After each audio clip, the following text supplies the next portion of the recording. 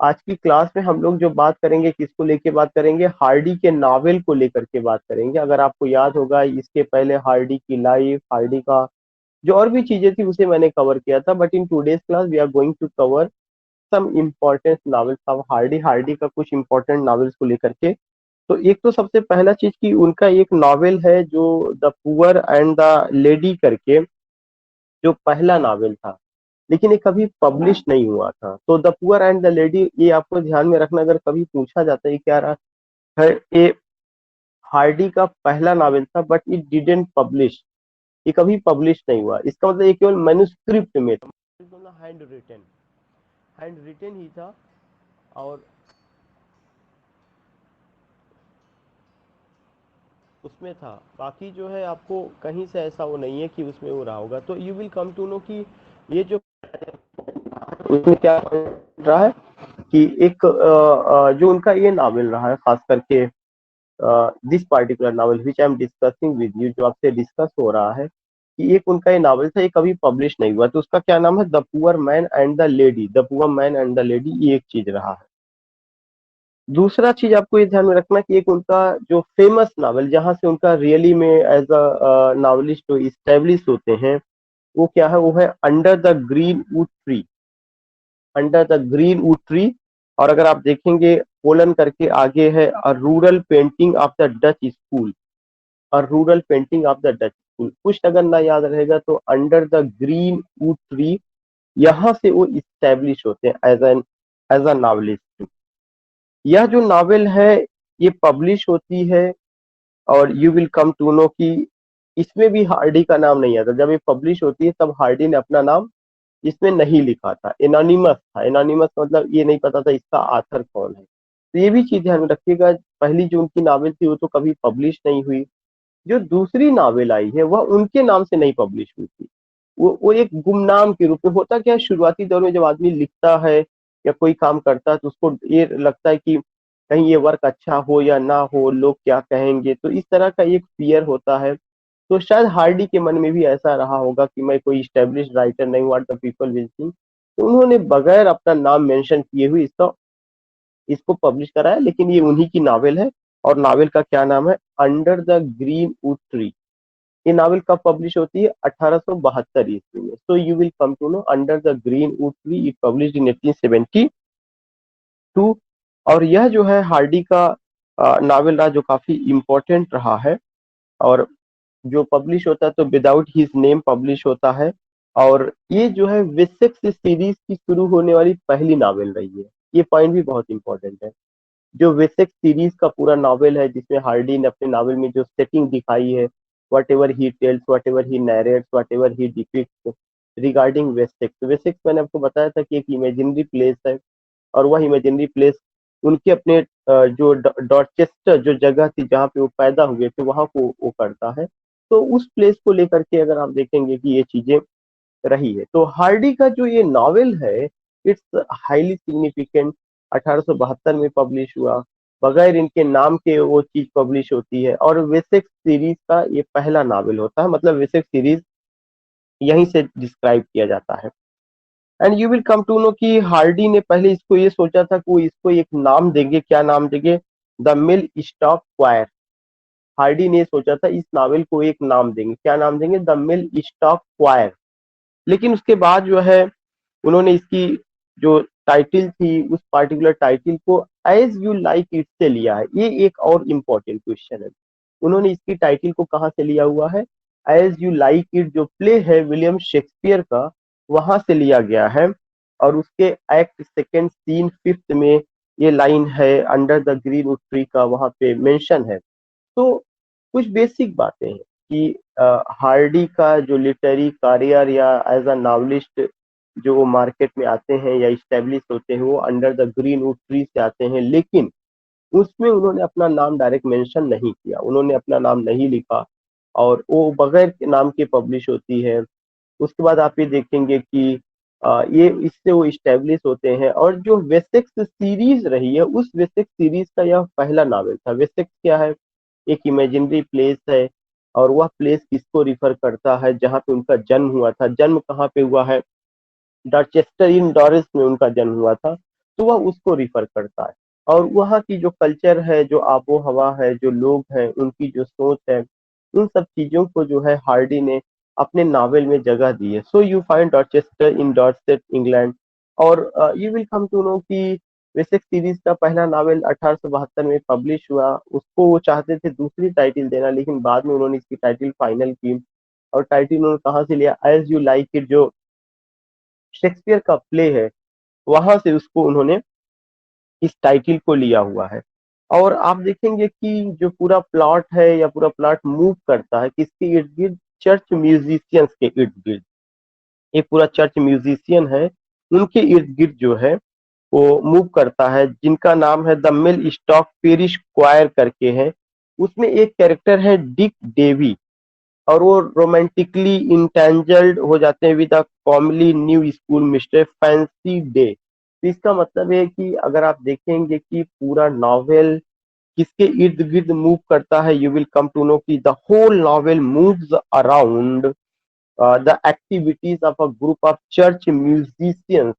और दो कैरेक्टर आपको ध्यान में रखना है। एक कैरेक्टर का नाम है Dick Dewy, DICK, Dick Dewy, DEWY। एक कैरेक्टर का नाम डिक डेवी ध्यान में रखना है। दूसरे कैरेक्टर का नाम Fancy Day. The second character is Fancy Day, FANCY। तो Dick Dewy and Fancy Day, these are the two important characters which you have to keep in your mind, जो आपको अपने माइंड में रखना है। तो एक बार मैं दोबारा आपको बता दूं कि we are discussing Hardy's novel, और उसमें हम लोगों ने under the green would tree को डिस्कस करने के लिए लिया हुआ है। Under the green would tree 1872 में पब्लिश हुआ है। कब पब्लिश हुआ? 1872 में। जब ये पब्लिश हुआ तो हार्डी के बगैर, आप कह सकते हैं कि नाम के, उसमें हार्डी का नहीं था कि इसके राइटर ए हैं। तो ये इसको क्या कहा जाता है? Anonymously. Anonymously. And you will come to know कि जो तीन वर्ड जैसे एनोनिमसली है, यूनानिमसली है, पॉस्थुमसली है। यूनानिमस का मतलब सर्वसम्मति से होता है।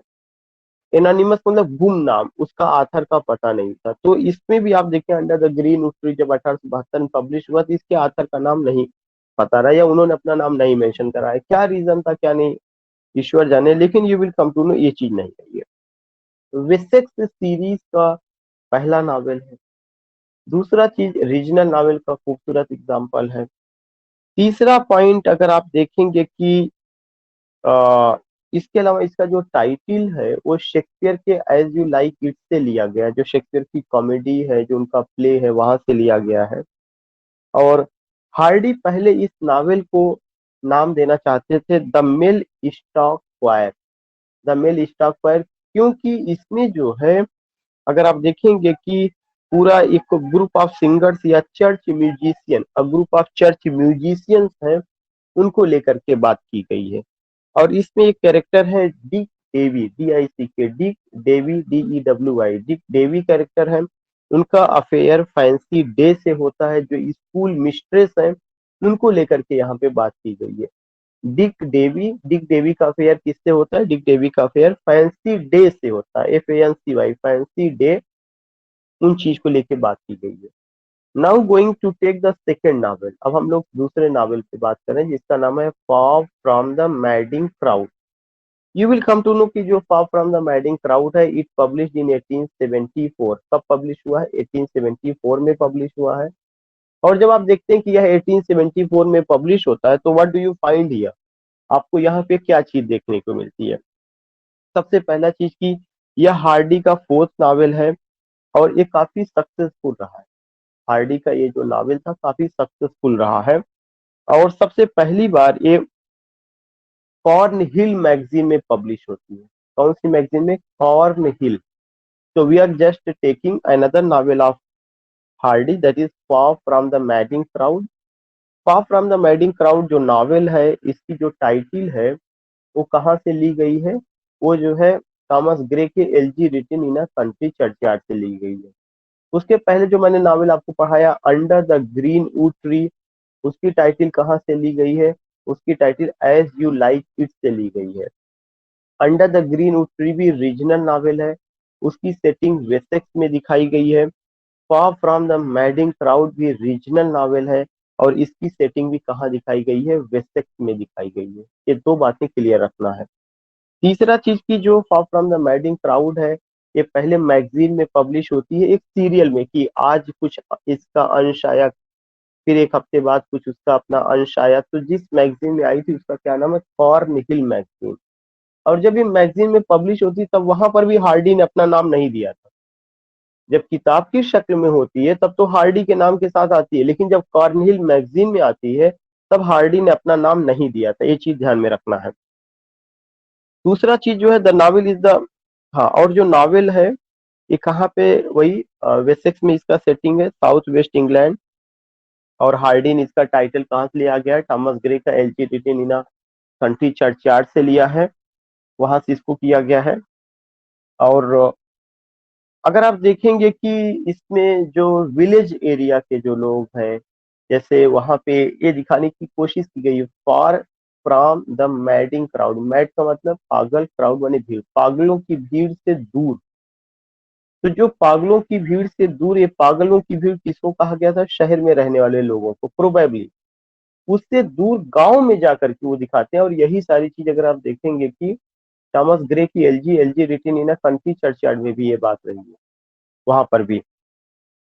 और दूसरा चीज आप ये देखेंगे कि इसमें जो है काफी कुछ ये दिखाने की कोशिश की गई कि जो प्रॉब्लम शहरों में है वही प्रॉब्लम विलेज एरिया में भी है।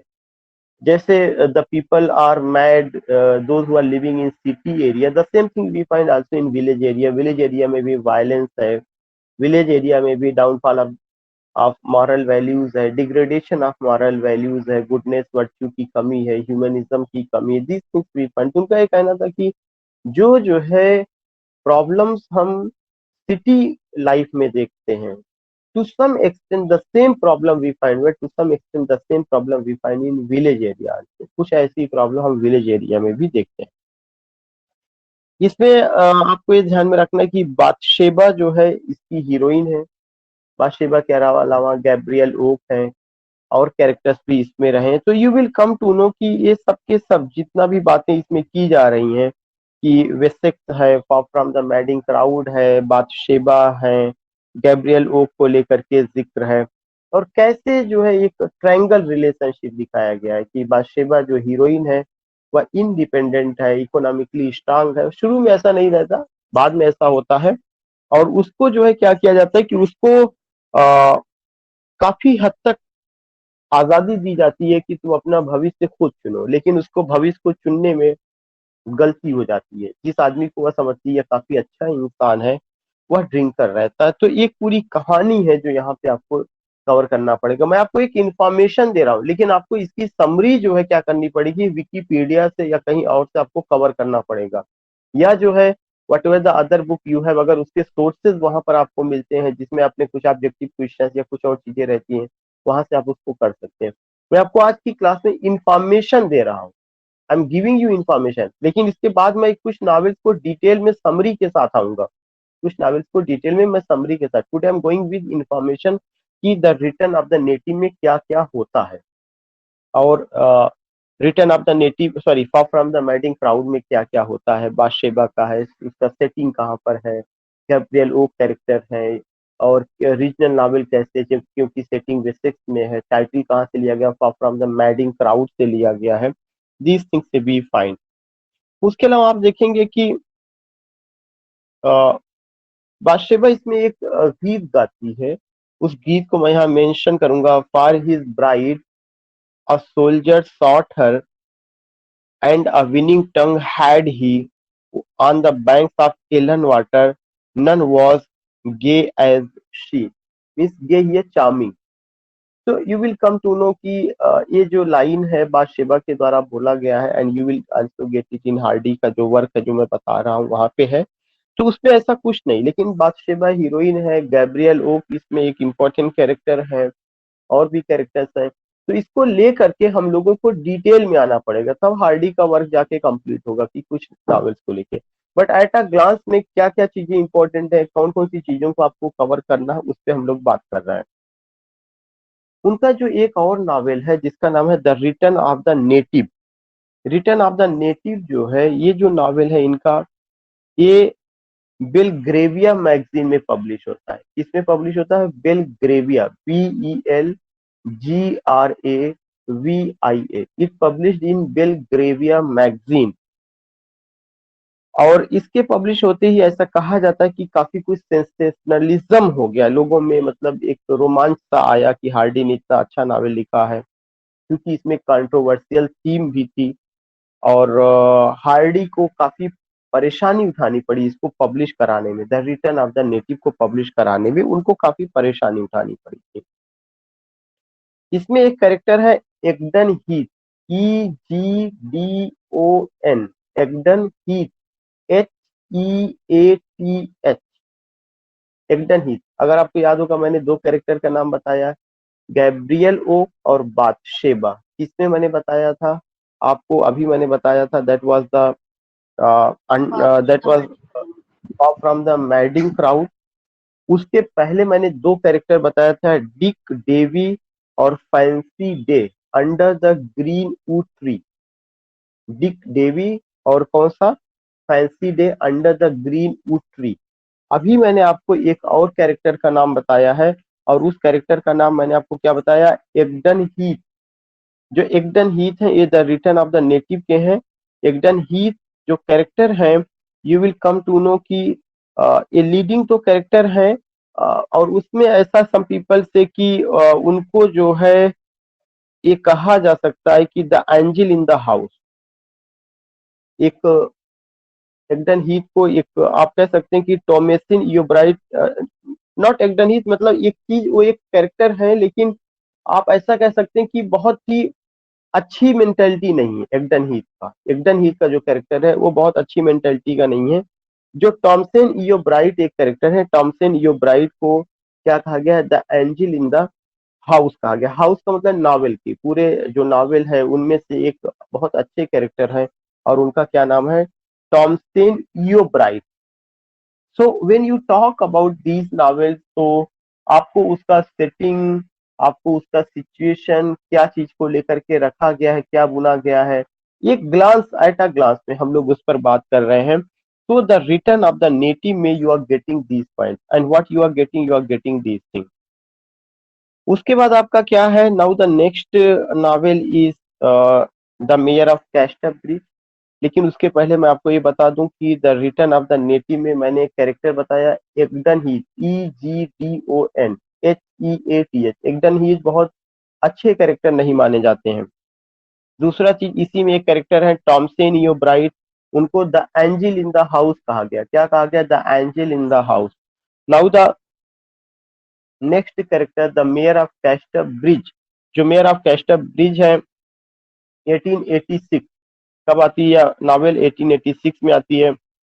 इसका सब टाइटल है the life and death of a man of character. The life and death of a man of character. इसकी भी सेटिंग वेसेक्स में है, जो पहले ही बताया गया था। वेसेक्स जो सिंबल है क्या है, डॉर्चेस्टर इन डॉर्सेट, जहाँ पे उनका जन्म हुआ था वहां पे। और आप देखेंगे कि the mayor of castle bridge में एक ऐसा सिचुएशन दिखाया जाता है जहाँ पे रियली बड़ी दया आती है कि जो हस्बैंड है ड्रिंकर है, और वो अपनी वाइफ को ले जा करके कहाँ पे मेले में बेच देता है। तो मेयर ऑफ कैस्टल ब्रिज ये जो है, और इसका सब टाइटल क्या है, the life and death of a character. And you will come to know कि ये जो नॉवेल है, इस पार्टिकुलर नॉवेल में ये दिखाया दिखाया गया कि हस्बैंड जो मेयर ऑफ कैस्टर ब्रिज का जो है, वो कैसे, जिसका नाम हेंचर्ड है, हेंचर्ड सेल्स हिज वाइफ, हेंचर्ड अपनी बीवी को बेच देता है, और जबकि उसको एक डॉटर भी है। सर आपकी और वॉइस थोड़ा स्लो आने लगी है। आवाज मेरी क्या सबको स्लो जा रही है? No sir. आ, ये मुझे लगता है कि अपर्णा की तरफ से, अपर्णा ने कहा था, अपर्णा की आपकी तरफ से प्रॉब्लम होगी वहां पे, तो म्यूट कर लो बिटिया, म्यूट कर लो। तो आई वॉज टेलिंग यू कि जो मेयर ऑफ कैस्टर ब्रिज है, यह एक ऐसा नावल है जिसमें हेंचर्ड को, सुजन्ना को, एलिजाबेथ को लेके बात की गई है, और दिखाया गया कि कैसे जो है एक उस औरत को कितना सफर करना पड़ता है, कितना ज्यादा कष्ट उठाना पड़ता है। We find this thing and you will come to know कि इसके अलावा जो है नथिंग यू फाइंड, बट आपको जितना ध्यान में रखना है कि जो इसका कैरेक्टर है हेंचर्ड, वह एल्कोहल लेता है, वह ड्रिंक करता है और उसके सामने तमाम तरह का ऑप्शन है। Now he get got name fame respect honour, he became the mayor of Casterbridge. लेकिन उसके बावजूद भी जो है वह अपनी वाइफ को कुछ भी नहीं इम्पोर्टेंस देता, even he sales his wife. और इसमें एक नॉवेल उसके इसमें एक लाइन है जो एलिजाबेथ बोलती है, एलिजाबेथ जो उसकी डॉटर है, happiness is an occasional episode in the general drama of fair. कह रही कि एलिजाबेथ की हैप्पीनेस जो है, जो जिंदगी का ड्रामा है, उसमें कभी कभार खुशियां मिलती हैं या कभी कभार खुशियां आती हैं, खुशियां हर समय नहीं आती। तो इसी से पता चलता है कि कितना ट्रेजिक लाइफ उनकी रही है। तो जब वो कहती है हैप्पीनेस इज द अकेजनल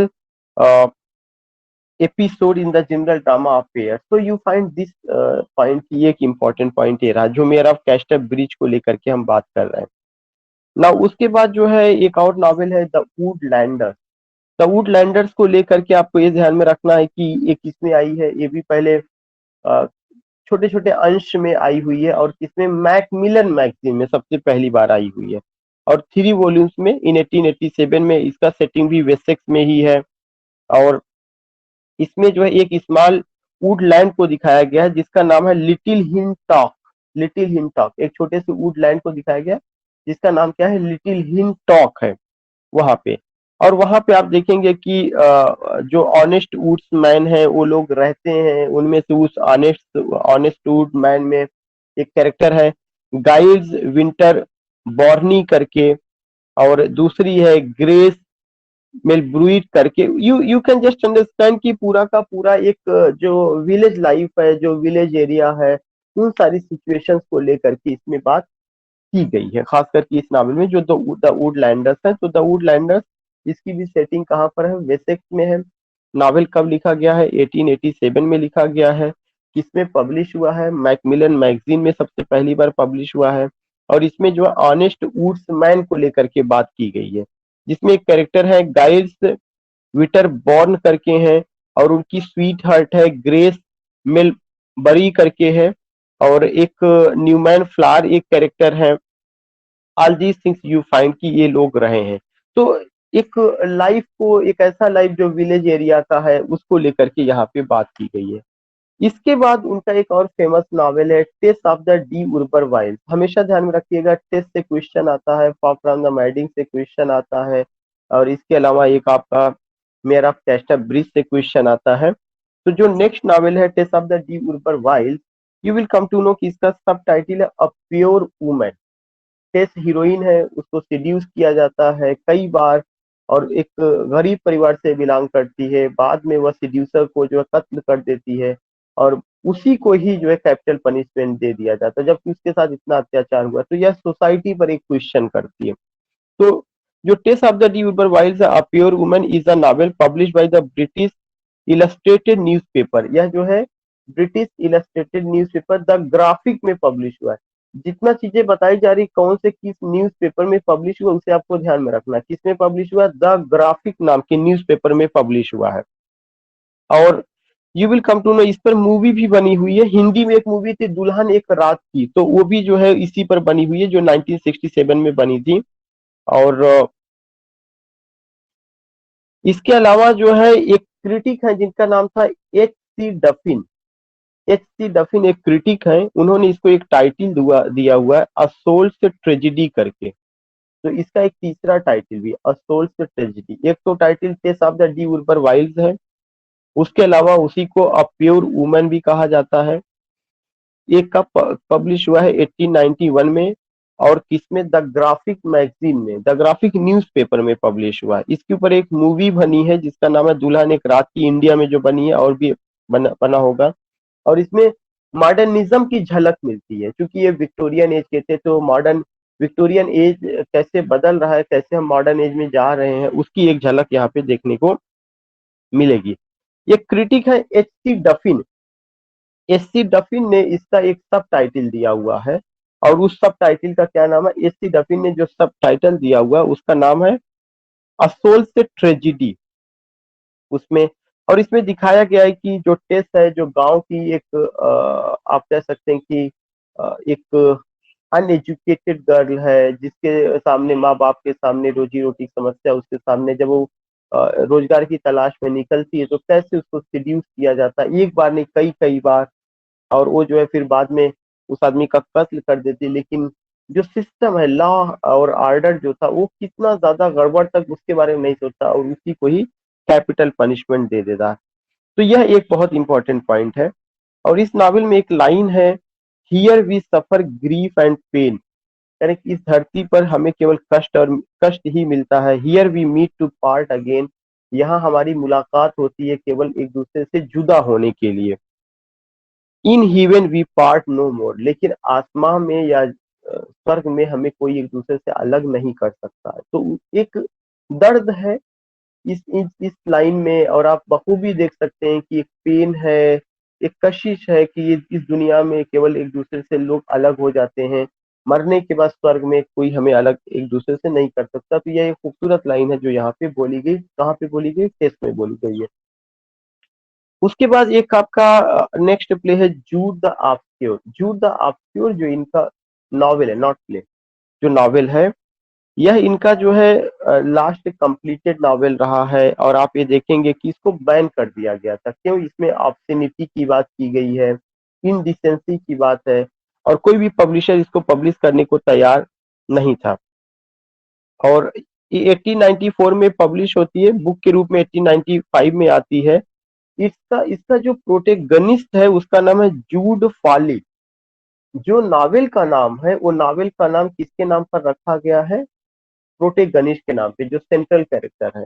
तो सेंट्रल कैरेक्टर का क्या नाम है? Jude Fawley, JUD, Jude Fawley, FAWLEY, Jude Fawley के नाम पर रखा गया है। So here you will come to know कि जूड फॉली जो कैरेक्टर है उसके नाम पर रखा गया, और वह वर्किंग क्लास यंग मैन है और एक स्टोन मेसन है।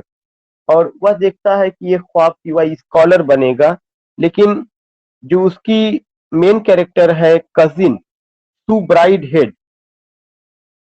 जो कि एक सेंट्रल कैरेक्टर है, और वह उसके साथ लव अफेयर में है। You will come to know कि एक जो प्रॉब्लम दिखाई गई है वो कौन सी प्रॉब्लम है? क्लास का प्रॉब्लम, एजुकेशन का प्रॉब्लम, रिलीजन का प्रॉब्लम, मैरिज की प्रॉब्लम, ये सारी प्रॉब्लम दिखाई गई है। और ये जो दोनों प्रॉब्लम दिखाई गई, किन दोनों लोगों को दे करके दिखाई गई है? जो मेन कैरेक्टर जूड फाली और दूसरा सू ब्राइड हेड, जूड फाली और दूसरा सू ब्राइड हेड, ये दो प्रॉब्लम को लेकर के यहाँ पे बात की गई है। इसके अलावा आप देखेंगे कि इसमें जो है काफी हद तक ऐसा है, खास करके सू ब्राइड हेड का जो कैरेक्टर वो बहुत अच्छा नहीं है। और बहुत सारी चीजें ऐसी है कि लोगों ने बाद में कुछ आर्टिकल लिखा, I study of Thomas Hardy करके, उसमें इस कैरेक्टर का जिक्र किया गया है। तो अभी आपको कुछ नहीं समझना, बस आपको इतना समझना कि जूड ऑब्स्क्योर इनका नावल रहा है, या लास्ट कंप्लीट नावल है। और ये जो है बुक के रूप में 1895 में पब्लिश हुई थी, लेकिन मैगजीन में 1894 ईस्वी में आई हुई है।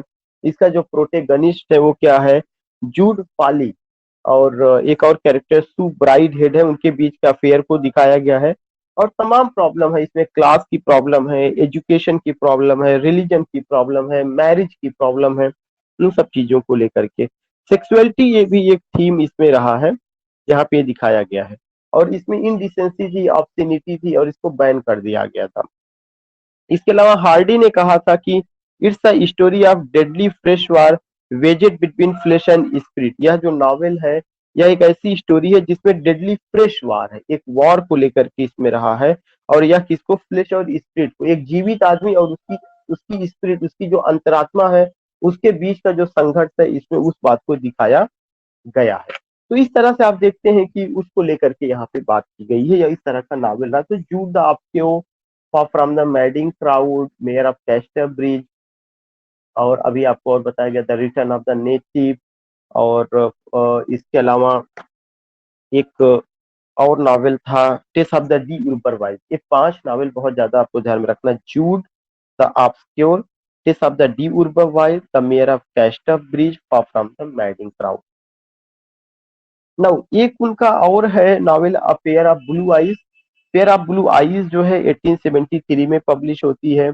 और खास करके जो है, या जो हार्डी का तीसरा नावल था, लेकिन इसमें उनका नाम जो है या पहली नावल थी जिसमें उनका नाम पब्लिकेशन में आया था। तो आपको ये ध्यान में रखना है कि हार्डी का जो नाम पब्लिकेशन के साथ आता है वह तीसरी नावल में, और वो कौन सी नावल रही है? A pair of blue eyes. उसके पहले जो उनकी नावल आई हुई थी उसमें हार्डी का नाम नहीं था। A pair of blue eyes आप उनकी थर्ड नावल थी, और थर्ड नावल में पहली बार हार्डी ने क्या किया, वो अपने नाम का मेंशन किया, अपने नाम से वो इसको पब्लिश कराते हैं। इसमें ट्रायंगल लव को दिखाया गया है। ट्रायंगल लव, लव अफेयर एक थीम है, जिसमें कैरेक्टर है इल्फ्राइड स्वानपोर्ट है, और उनके दो सूटर्स हैं, मतलब उनको दो चाहने वाले उनके हैं। तो एक तो इल्फ्राइड स्वानपोर्ट जो जो एक आप कह सकते हैं फीमेल कैरेक्टर है या हीरोइन है, उसके अपने दो चाहने वाले हैं, जिनमें से एक है स्टीफन स्मिथ है और हेनरी नाइट है। तो उन सब चीजों को लेकर के बताया गया है। आपको केवल दो चीजें समझनी है कि a pair of blue eyes, यह उनका कौन सा नावल है? एक ऐसा नावल है जिसमें लव थीम है, और इस लव थीम में ट्रायंगल लव को दिखाया गया है। और यह जो ट्रायंगल लव है किसके किसके बीच में है? इल फ्राइड स्वानपोर्ट इसकी हीरोइन है, उसके दो लवर हैं स्टीफन स्मिथ, मतलब दो चाहने वाले, और हेनरी नाइट को लेकर के यहाँ पे बात कही गई है। और यह पहली नावल है जो हार्डी के नेम के साथ आती है।